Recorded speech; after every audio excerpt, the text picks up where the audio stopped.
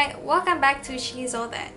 I'm Sarah, and on this channel I will be sharing my personal journey in self-improvement and business. Last week I turned 28!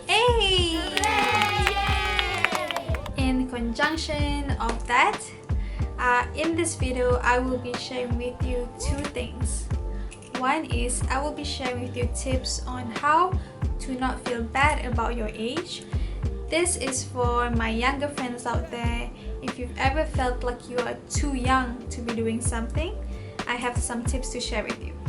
And number two, I will be sharing my experience of staying at EQ Hotel in Kuala Lumpur. I've included the timestamps in the description if you want to jump to either one of these topics. Yes, I just turned 28. I'm only 2 years away from the big 30. Oh my god, do you guys remember Jenna from 13 going on 30, the movie? When she's sitting in the closet and she's making a wish, she says 30, 30 thriving. About that, I sort of experienced the same situation where I felt that like I wanted to be older. Okay, story time. So 3 years ago, I attended this conference and I met this person called Greg. We connected on LinkedIn and we were also in the same group of Malaysian Entrepreneur Network. One day, he kindly offered his time to give advice. He offered free advice for anyone who wanted to ask. At that time, he was the head of sales at Superhand, an AI company that does data labeling. So at that time, I was struggling with my age. Weird, right? I felt that I was too young amongst everyone else around me, and at the time I felt like that was a disadvantage. My business partner Hanis is very supportive and encouraging of my growth, so she's always introducing me to her friends, her circle. As Hanis is a bit older than me, so naturally her connections are older too. At that time, I was so conscious and so aware of my age, my status, and my experience, especially in business. A lot of times I felt out of place, and I thought that I felt that way because of my age. I felt insecure and intimidated by everyone else around me who were older, more experienced, more successful, more eloquent, and around them I just felt like a budak hingusan. So back to Greg. Since he was offering free advice, I decided to ask him a question. And he was doing sales, right? And I asked him, Greg, how do I appear and sound older? He was so surprised and confused with my question. He said, what do you mean? So I explained. Honestly, I can't remember the exact word by word advice that he gave me, but I think he said something like, be yourself. Now it's 3 years since that day and I am at a much better place. I no longer feel like I am in a rush to grow up and be an adult. I already am actually. I have found peace with my age and I no longer obsess about my age or anyone else's age. I am comfortable with myself being surrounded by older people and more successful people.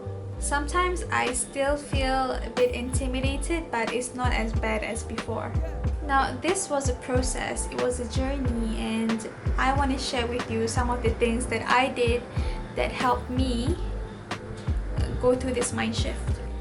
So here are some concepts or some thoughts that I adopted that helped me to not feel bad about my age.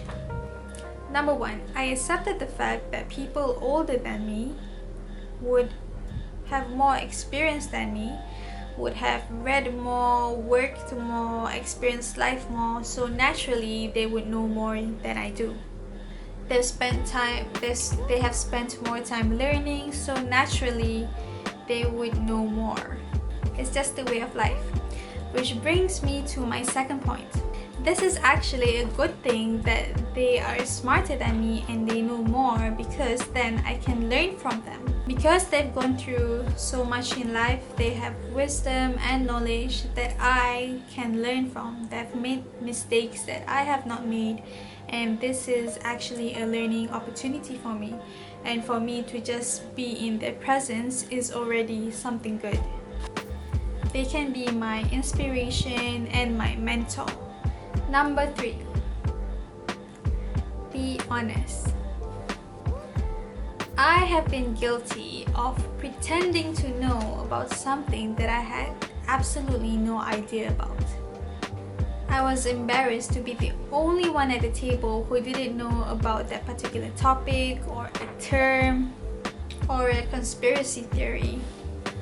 But now I just keep it real. If I don't know about something, I'll just tell them. One tip of saying this is, instead of saying, "Oh, I don't know about that," instead you could say, "I'm not familiar with the topic. Can you tell me more about it?" See, what you're doing is you've just admitted that you don't know about this. Thus, you can stop pretending, stop all the nervous sweating, and just be yourself. And also, they would have explained to you the definition of whatever the thing that you had no idea about. Number 4, I challenged myself to be more knowledgeable about certain topics. This meant reading more, keeping up to date with the world news, keeping up to date with the business trends, reading a lot of articles.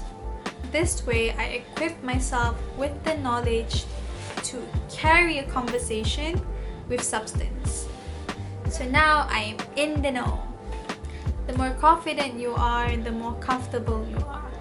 And one way to be more confident is to know about the subject that you're talking about.